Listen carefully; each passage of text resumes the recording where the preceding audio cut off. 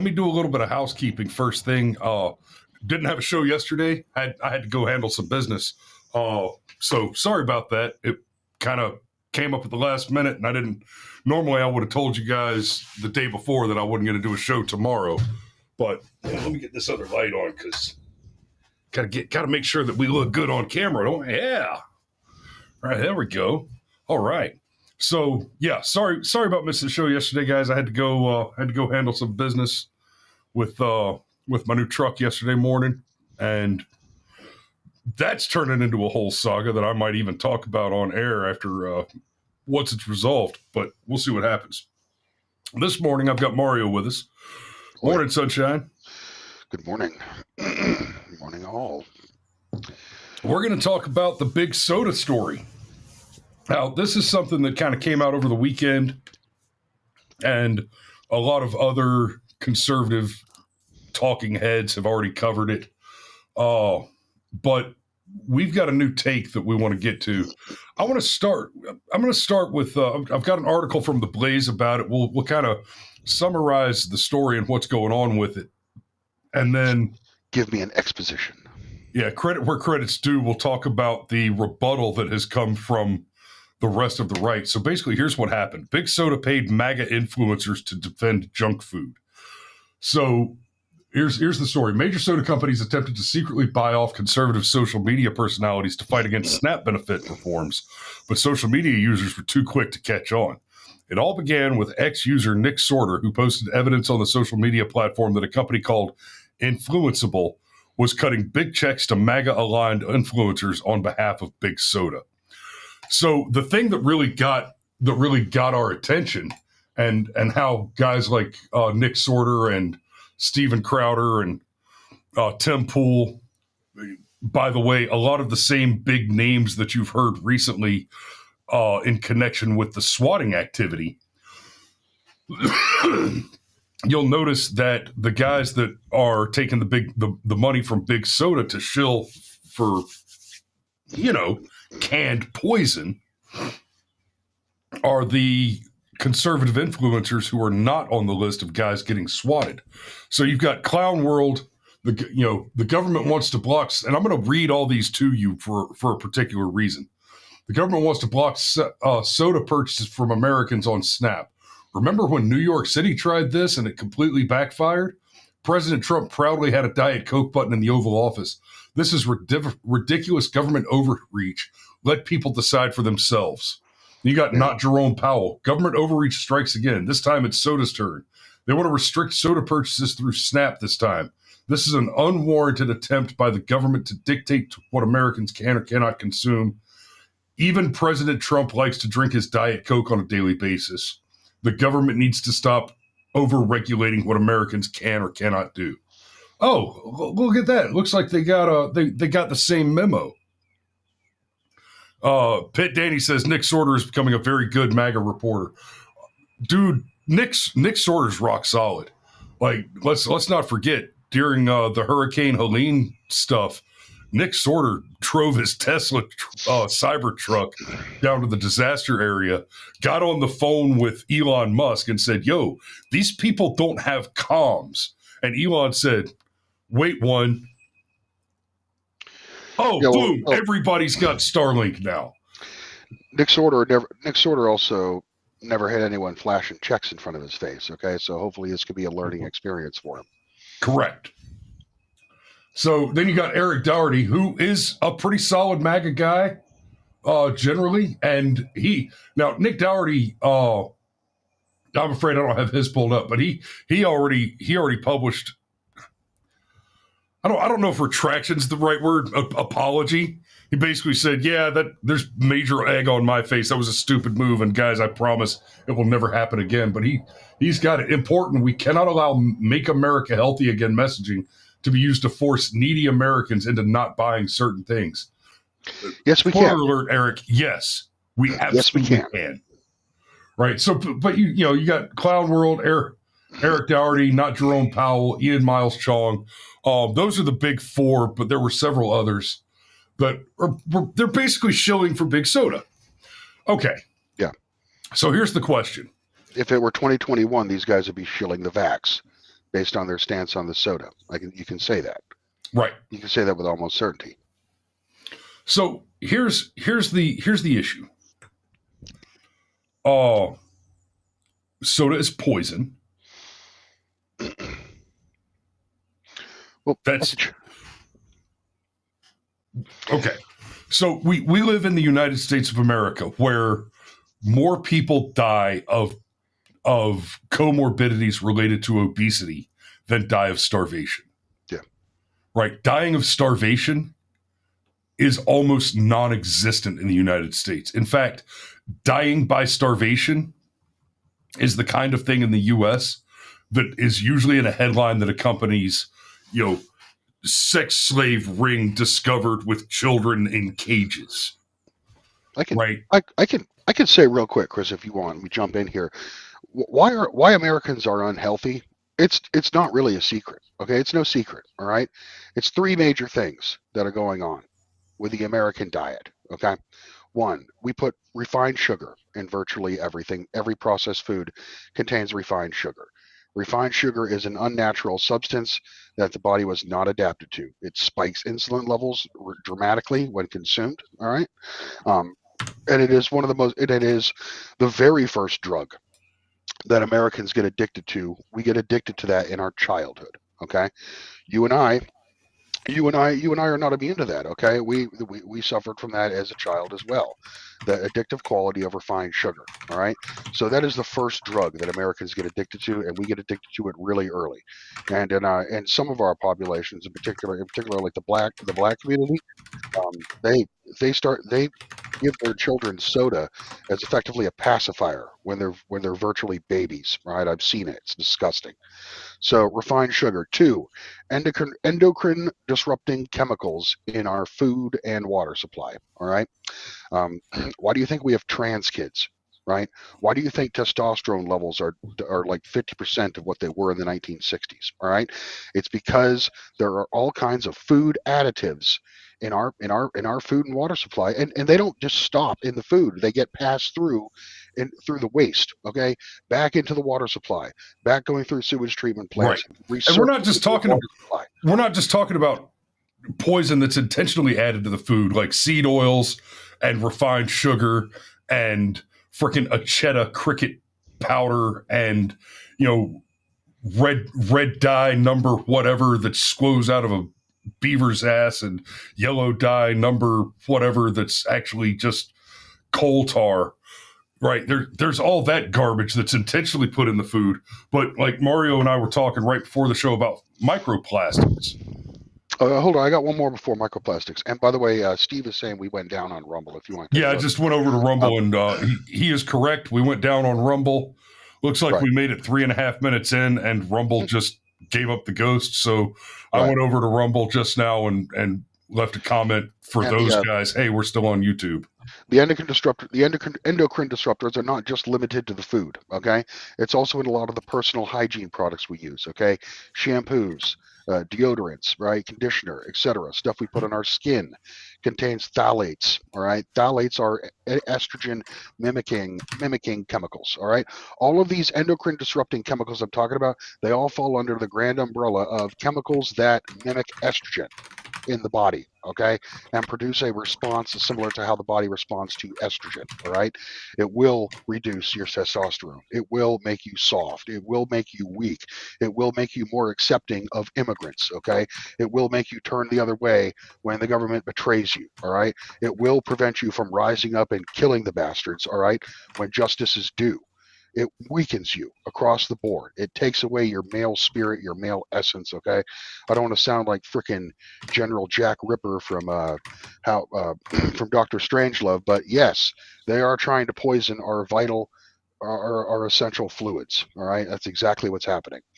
And third, okay, the pharmaceutical agencies, corporations are completely out of control. All right, we are on a shit ton of drugs in this country. All right, not talking weed, not talking coke, not smack. I'm talking just the pills that you get prescribed. All right, what is it, Chris? Half of adult women are on some type of mood enhancing drug because they're living in a society that they wanted that gives them the polar opposite of what the female spirit demands of them. Okay, Correct, and we're on, it's something we're like on drugs, man. 85%, and that study's been broken down by political alignment. Something like 85% of Democrat identified voting women Mhm. are on some kind of mood enhancing drug. Right, right. And And, left wing women. well, and importantly, also diagnosed with some sort of mental illness. Yes, absolutely. And for it affects the right too, but on the left end of the spectrum, okay, political spectrum, it's off the freaking charts. Okay, just look at liberal females, okay, particularly younger ones. They are, in fact, they're all insane, literally insane. So yeah, combination of sugar, endocrine disrupting foods. So we eat and drink poison, okay, and then because we eat and drink poison that makes us sick, we take drugs to fight the symptoms of us being sick, which make us sicker. All right, it's basically the U.S. economy as it is right now is basically a slow burning murder machine designed to kill the population. All right, now they're probably Europe. Remember that old song in the 90s, Frustrated Incorporated, right? The song was called Frustrated Incorporated, and the chorus went, we can make the cure because we can sell the cure because we make the disease. No, but that's exactly what it is. That is a perfect comparison. It doesn't make sense. I mean, yeah, big pharma does not want to cure anyone because the profit generation model, okay, is based on people being sick. So and yeah, like we've talked about this with the cure for cancer. All fairness, curing cancer is a very complicated problem because cancer is not like a disease that you get from a virus or a bacteria where there's a root cause that's easily identified. Cancer is literally mutation in cells, so every cancer is unique. Every lung cancer is different from every other lung cancer because of the nature of mutation, and that makes it a complex problem. Got it. But it's all a very simple thing where it's basically cells that are replicating not according to the plan. Okay, that's what cancer is. Every single form of it is cells growing out of control, not according to basically the DNA and RNA, which is telling them. Yeah, when we say things like feminism is cancer, or the trans ideology is cancer. We talk about these mind viruses. And say that they're cancer, very much because what cancer is by definition is deviation. It's deviation from correct action, from correct thinking, from proper natural order. But let me pull that back to where I was going with it. For a very long time, the argument has been made that the reason cancer goes uncured is because the treatment of cancer is so very profitable. Absolutely. And that might sound like crazy tinfoil hat territory, but let me ask you a question, guys. You guys out there, especially if you've ever been really broke, have you ever had a wad of money in your hands? Yeah, buddy, it's all a wad of money, just a big fucking wad of money. It's all symbolic. It's all faith-based, right? There's nothing hard and legitimate backing it. It's all part of the lie of civility. But you get that wad of money in your hands, and son, you can be converted into a true believer like that. And there ain't no zealot like a convert. Yeah, I believe in the South we call this N-word rich. Okay. Yes. You get a big wad of money, and sure enough, it's right out of going to be out of your hands in short order. Okay. But yeah. Real quick, Mario. What's his name? Terrence Williams, the black comedian that sells pancakes on the internet, was on the Tim Pool show last night. And they go to the members only section where, Rumble Premium members only section. So they're not on YouTube anymore. And as soon as they go to the members only section where they start dropping F-bombs and stuff, Terrence Williams looks right. He says, we're good now. We talk now. We say stuff now. And then he just screams the hard R N word at the top of his lungs and says, "I love Rumble." I've I often had to mop up nose coffee off the desk. It was perfect. wait a minute, we have freedom of speech again? Then just like freaking Braveheart screaming freedom, except the N word. Yeah.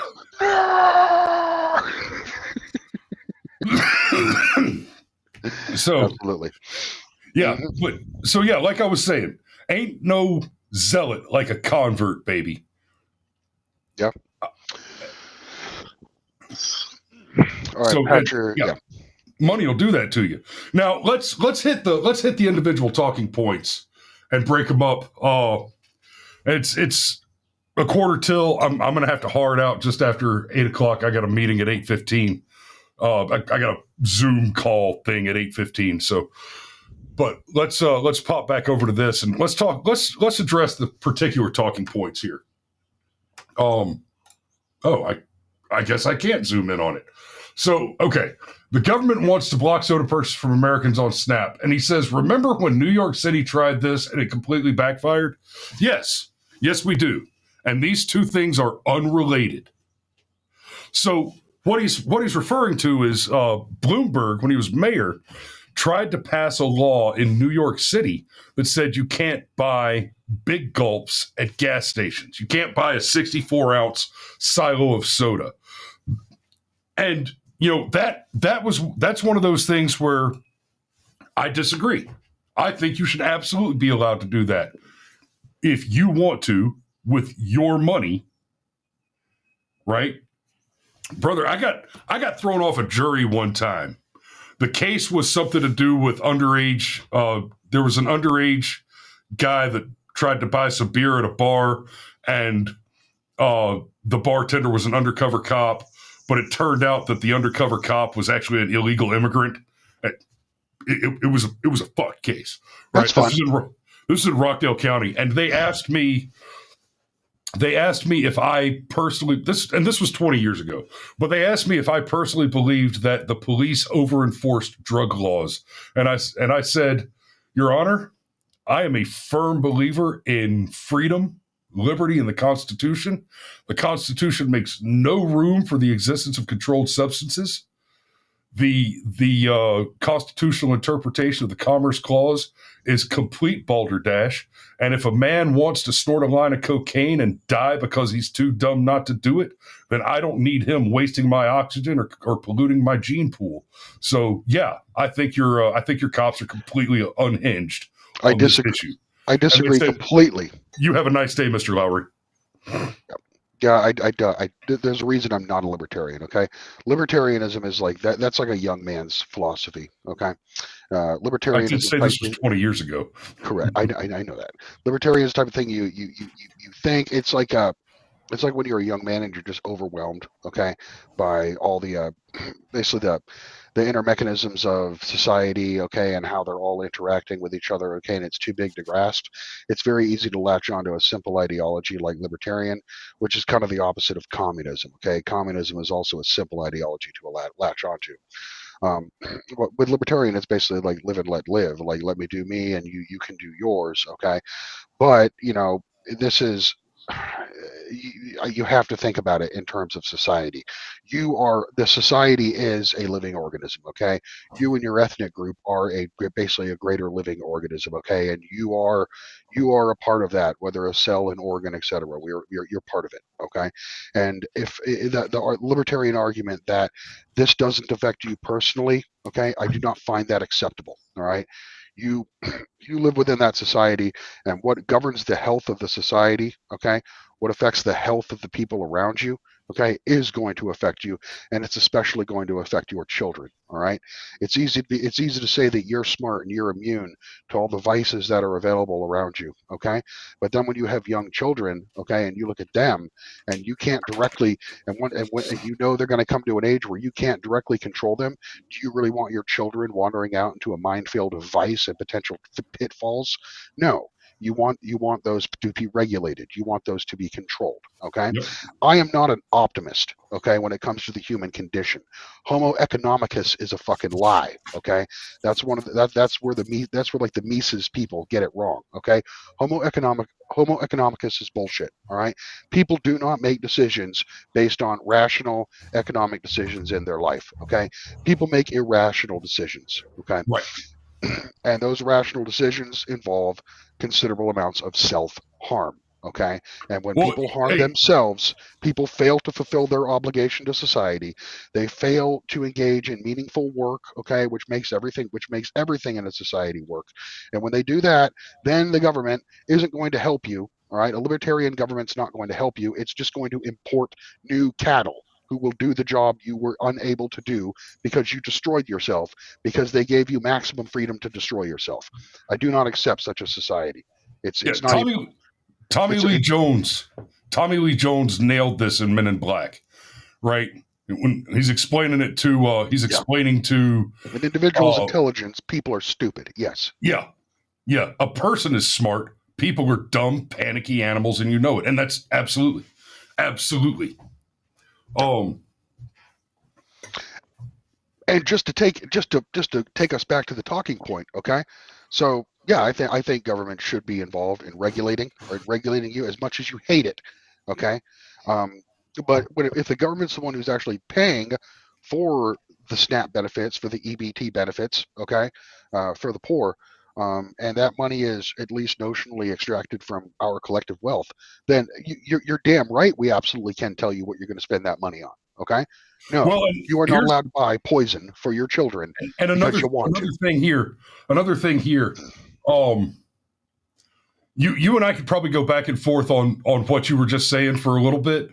I think I'm a little more libertarian on this issue than you are, but let me stress this. Since that Bloomberg debacle, we've had the Affordable Care Act put in place, and now your tax money is very much tied up in how much you pay in taxes is very much tied up in the health of the American body politic, because you are paying for the health care of more and more and more Americans. And if they're not taking care of themselves, that has a direct financial effect on you. But back to this issue in particular, the argument about whether or not certain things are regulated and denied you and taken, just you're not allowed to buy soda anymore. Well, no, now hold on. That's my money. I can spend my money on what I want to spend my money on. But to compare that in this context to people spending their food stamps on soda pop and potato chips and candy bars, let's go watch Crowder's show on this, because he breaks down the numbers on that. And it's something like people buying food with SNAP benefits, welfare, food stamps, spend twice as much money on junk food as people who are spending their own money on groceries. They spend double, right? You see, especially down here in the South, you see it all the time. The big sign, you'll see a big sign on the outside of a gas station. We accept EBT. Yep. Right. Oh, really? So mama down the block is coming to the gas station to buy milk and eggs? No, she's buying Mountain Dew and candy bars and potato chips with that EBT card. So the two things, right? The ban on giant soda cans, on giant soda drinks that you buy with your money, and saying you're not allowed to spend my money on your garbage, are two very different things. So it's a false equivalency that they're making there. Then the next one, that liquor store. President Trump proudly had a Diet Coke button in the Oval Office. Okay, same issue.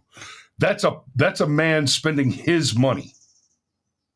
Now and if it were any president, this is funny. If it were any president other than Donald Trump, you could make the argument that, well, no, because his salary is paid by the taxpayer. Okay, for one, that's a very different thing, right? To say that that because they're a federal employee, that the money they get comes from tax money,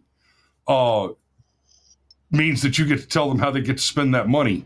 That's very different than saying the money that they get without earning it from the federal government can be controlled. Those are two very different issues. And then, of course, it goes a step further. We're talking about Donald Trump here, who famously has not taken a salary. Now, technically he has, because there's not a mechanism for the government to not pay the check. But basically, Donald Trump gets his $400,000 a year salary from the government as the president and donates it all to charity. Oh, but he gets a tax write-off. Yeah, well, fuck you. The point is, we're not paying. He's working for free to the best of his ability to do so to serve this country. So if we were having this argument with any other president in place, you would have the tiniest little sliver of a fingernail of an argument to make there. But then it's just not there. Right. And then the next talking point was let's be honest. What we're really talking about is children. Okay. We're talking about protecting children and basically feeding children large portions, okay, huge quantities of freaking high fructose corn syrup. All right. Is not what EBT and SNAP are for. SNAP and EBT are so they can feed day kids. Okay, that's why we have these programs. All right, and when they feed day kids, Pepsi and Mountain Dew's putting a freaking baby's bottle. Okay, and using it as a pacifier to make the baby stop crying. That's an abomination. Okay, that's not what those programs are for. Right. It's for stuff more like. You remember? I've told you the 37-cent story, right, Mario? I was working. I had just left Rod. Rod and I were doing title examination, real estate work, and he and I had just gone our separate ways. And we were still buddies. I just went to work for somebody else, but I was running titles in downtown Atlanta. So I was in and out of the records room in the basement in the Fulton County Courthouse, and I came out for a smoke break one day, and there was this homeless guy, this rough looking old black guy with a big scraggly white beard, dressed in rags, and I get outside and I light up a cigarette, and he walks up to me, and he says, "Excuse me, mister. Do you have 37 cents?" And he holds out a hand with, he's got a little bit of money in his hand. He said, "Do you have 37 cents? And I looked at him, I said, "All right. Normally I'd tell you to take a hike, but you asked me for 37 cents. That's an interesting number." He said, "Yes, sir. I have this much now. If I had 37 more cents, then I would have $5.63. And then I could go and buy a carton of orange juice, a loaf of bread, a pack of bologna, and a pack of cheese." Now, let's set aside for a moment that in the year 2025, you cannot buy one of those things for that price, let alone all of those things. But again, this was 20 years ago. And I said, you know what? I do not have 37 cents, but I do have a single dollar, and you're welcome to it. Because I am compelled by your plight, my man. I come back out about 2 or 3 hours later for another smoke break and a cup of coffee. I have reviewed your investment plan, and I'm in. Exactly. So I come back out a few hours later for another break, and brother's sitting on the curb, carton of orange juice, loaf of bread, pack of bologna, pack of cheese, eating a sandwich, drinking orange juice out of a carton. Like, I can't hate on him. Later and then at the end of that day, when I was done for the day and heading out to my car to go to work or to go home, back then when I was doing that kind of work, I'd be completely blown out from just reading legal documents for a dozen hours. So I would usually sit on the park bench right outside of the World of Coke. That's where the public parking lot there was. I'd just sit there for like a half an hour or so and let my brain relax before I tried to drive home. And this brother comes walking over to me with a cigarette hanging out of his mouth and says, "Hey, mister, do you have a lighter?" Like, yeah, man, hell yeah, I go light your cigarette. I thought you were going to ask me for one. Yeah, here, I'll light your cigarette. And he looked at me, he says, "Man, mister, is you an angel?" And I was like, "Oh, wow. Yeah, no, No, not so much. But I tell you what, I haven't had dinner yet. I took the guy to Hooters. I bought 100 hot wings. We each had a cold beer and some sweet tea and a great big old pile of hot wings. We ate about half of them, and I boxed the rest of them up and sent them home with him. Yep. Right. But that, carton orange juice, loaf of bread, pack of bologna, pack of cheese, right? That's what EBT is for. What year was this? Approximately. 2001. 2001. So you actually solved racism in 2001. What happened? How did it come undone? Oh, we elected a communist who happened to be black. Fuck. Who also happened to dramatically expand the SNAP program. See how that works? Yeah, man, I've seen fucking SNAP. Megan says, you know what? That's good. I'm good with that. Make SNAP have the same restrictions as WIC: milk, meats, bread, fruits, veggies, etc. Not gas station junk and crab legs, lobster, and steak. You know, I'm almost 100% with you there, Megan. The crab legs, lobster, and steak. Yo, if you want to spend your EBT on steak while it's like $10 a pound and take it home and eat it, and you're making the choice, I'm going to eat less quantity so that I can have more quality. Right? Now, I'm not saying you should be able to take your SNAP card and go to Ruth's Chris and have a $500 dinner on me. But if you want to choose the cut of beef at the Walmart and take it home and cook it on your charcoal grill, excuse me, I'm okay with that. If you want to choose quality over quantity, as long as you're not buying, the family size frozen lasagna to take home and eat by yourself, I'm probably okay with that. Which will turn your kid into trannies. Yep. No, I disagree. Hey, Mario, you know what will not turn your kid into trannies? Fucking steaks. Yes, unless it's like the steak where it comes from, where they fed the cows uneaten boxed food, where they literally grind it up, packaging it all, and feed it to the animals. That'll turn your kid into trannies because the meat is loaded with microplastics. Yes, look it up. They fucking do that. It's the most disgusting. No. Okay. I'm sorry. How do you buy your meat, Mario? Me? Yeah. I get it from Publix.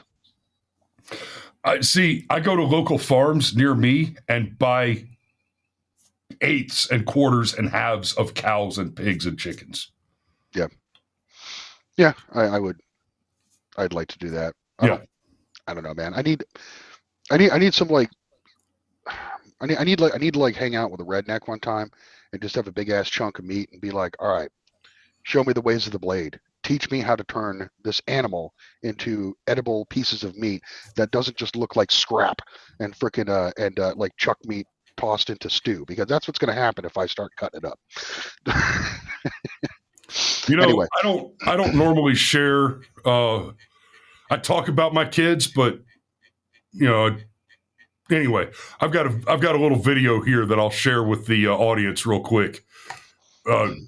Precisely related to what Mario was talking about. Megan, and back at you. God bless you and your boys. All right. Indeed.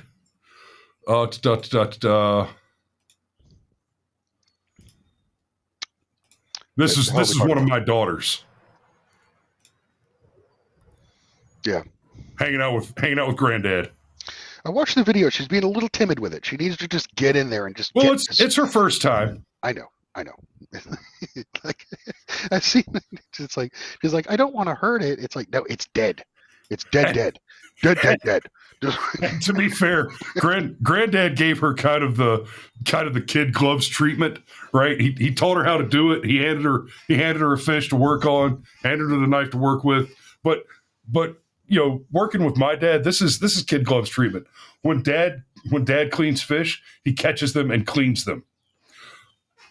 Notice I didn't say kills them.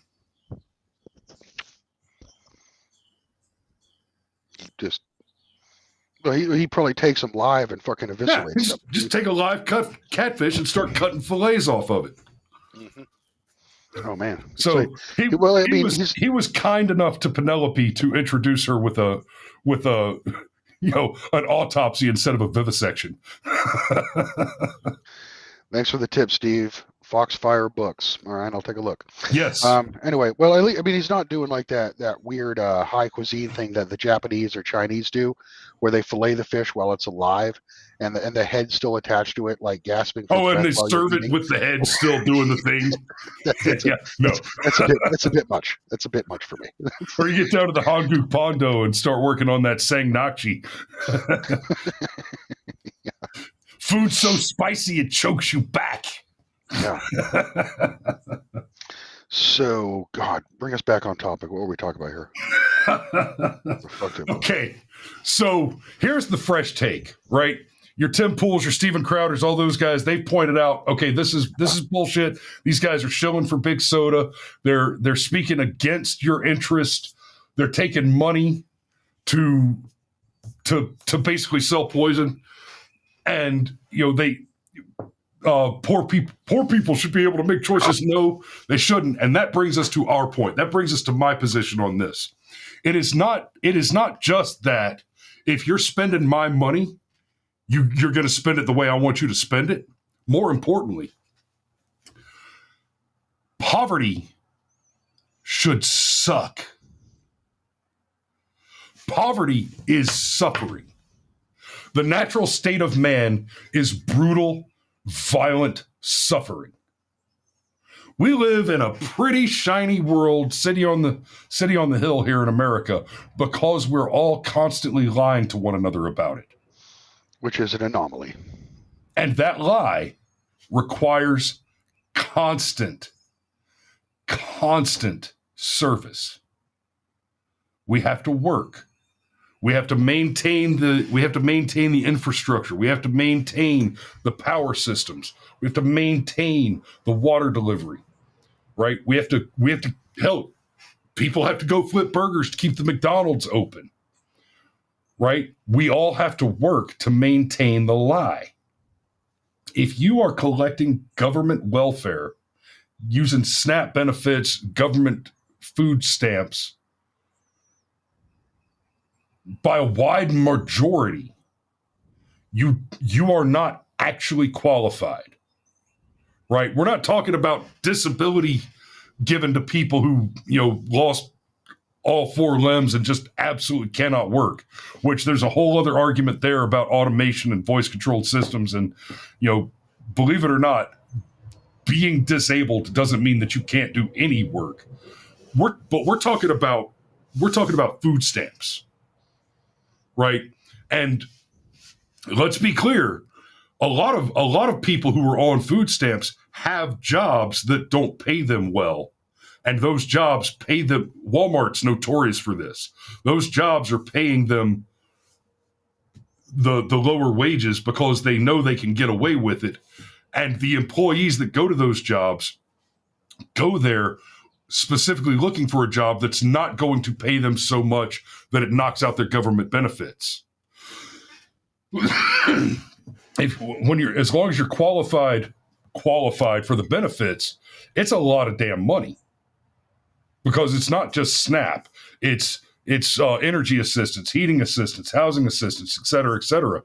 And if you suddenly make $5 or $10 an hour or a week over the qualifying mark, then you've just lost everything. And that's a problem. That's a whole nother problem. Oh, yeah. For sure. But basically what we're looking at with things like SNAP, if you can get everything you want by mooching, then why wouldn't you? Yeah. Right? Where's the sucker line? At what point are guys like me and Mario who still go to work, at what point are we just suckers? It's no longer we're doing the right thing. We're just letting ourselves being taken advantage of. That's unavoidable. That's going to exist no matter what. If you have a government subsidy program, there will always be a sucker line. Okay, you can't. It's a innate evil built into the system. Okay. Well, don't discount the Cloward Piven. There's a point at which the sucker line disappears because there's nobody left on the other side of the sucker line to keep feeding the moochers. Yep, absolutely. Jason Bryan says, yes, poverty should suck. There's nothing more frustrating than watching someone get more and better food than you at a grocery store and then whip out an EBT card to pay for it. Well, you see, that's the thing, Jason. Those people aren't poor. Those people are using their government benefits for luxury purchases because their basic purchases are already taken care of through some other means of income. They are basically operating on an underground informal economy. Okay, huge sections of the black population of this country live off of that. Okay, where the income is not reported, and a lot of what they're doing is illegal. So, yeah. Yeah, if you're out hustling boxes of socks on the corner at some abandoned gas station, you might be making $2,000 or $3,000 a week, and that's before you even start talking about people whose income is legit crime. Like, they're stealing cars, they're selling drugs, they're moving guns. Their income is legitimately crime. That's just unreported income. A lot of those guys are in the system getting that welfare money because, as far as the government's concerned, they're not making money. Correct. Right? There was that song about the mafia called Padrino, and one of the refrains goes, "We all know the crime doesn't pay. Well, it doesn't pay the taxes anyway." Right. Well, I mean, look at the spree, okay, of thefts. Brazen retail, okay, and luxury good theft that you saw during 4 years of the Biden administration. Okay, yeah, the flash mob robberies. Yeah, and during the last year of Trump's first presidency, yeah, all those stolen goods feed an underground economy. That stuff gets resold. Okay. Yep. I hate to cut us off right here. Pitt Danny's just reminding me. I got one final thing. I got one final point I wanted to add. Okay, yeah. So, why is this story important? Okay, well, a little bit because you're starting to see actual corporate money flowing to people who would be deemed as, say, MAGA influencers. Okay, and you're going to see a lot more of that. All right, corporations, business does not have an ideology. They're going to spend the money where the views and the clicks and the engagement is. Okay, and that is on the right wing now. Okay. To a large extent, more so than it ever has before. Yeah. So you're going to see a lot more corporate money flowing to people who've never gotten a check, all right, from a big corporation before. Now, how they handle that is, in some ways, is going to determine I hate to use the term like ideological purity, but we'll use it for now. Okay, the ideological purity of those influencers and those content creators, right? And talking heads, whatever, right? The people who convey the message of America first. So we're going to be tested in ways that we never were before, because now we're going to start getting that corporate money, whereas before we were blackballed and censored. Okay. Yeah. So just and hey, to be clear, it's going to be a challenge. And to be clear, I'll take your money. Now, you won't get me to say things that I wouldn't normally say, but if some big ammo company wants to send me a case of 50 cal and something to shoot it with, I'll make a video and talk about it and tell you how hard I get when I put my thumbs on a butterfly. But you're not. No amount of money is going to get me to tell you to drink poison. But you can actually get me to tell people to buy guns for a very small check. Just so you guys know, give us a call. But yeah, so it is 8:15. I do need to go ahead and put a pin in it. Thanks for watching this morning, guys. We love you, and we will see you tomorrow. Ciao.